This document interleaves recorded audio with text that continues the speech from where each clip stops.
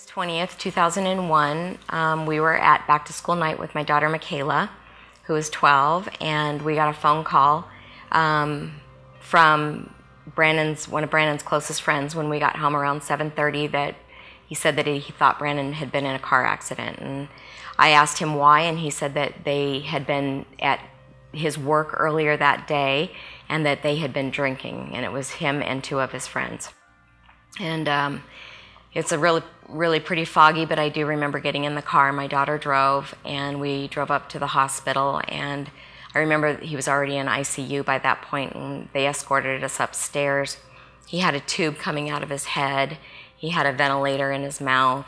His face was swollen beyond recognition, with lacerations all over his face.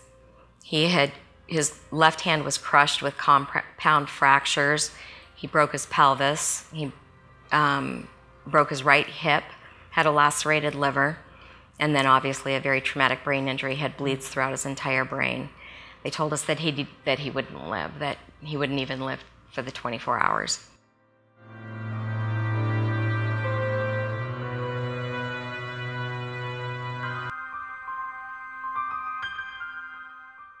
Sitting in the waiting room after I had already seen Brandon, and the police officers came out and they talked to me, and they were questioning me about Brandon and about the drinking, and this was after we found out that Adam had died.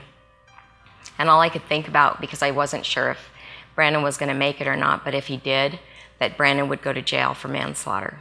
I mean, literally, that's the first thing that entered my mind, that my son was going to go to jail for killing his best friend.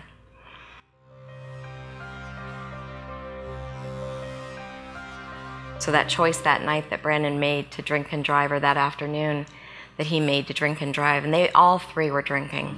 You know, I wanna say that choice that they all three made that night cost them all greatly. And so I just feel like if we can, you know, share our message and have students listen to us and hear our story, hopefully they can look at Brandon and see the person in there that just made a really poor choice one night.